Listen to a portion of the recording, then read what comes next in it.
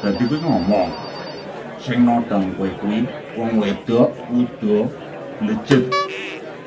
Iya, Pak. Lah sing ilang barang apa bae?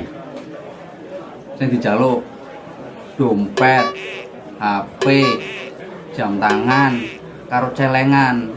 Celengan. Lah apa kowe lunga-lunga nggawa celengan? Lah omahku kan pedhet, Pak. Cukup sak jlingkeran tok. Lah kowe kimutan ora ciri-cirine wong wedok kuwi?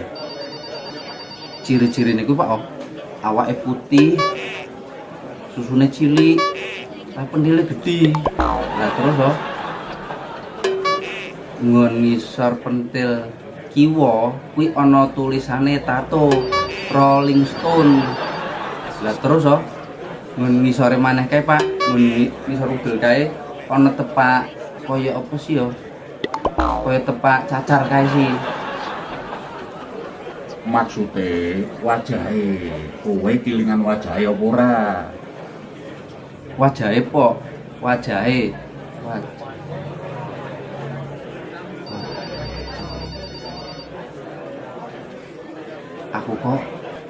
Aku ora ngemet wajahe, Pak.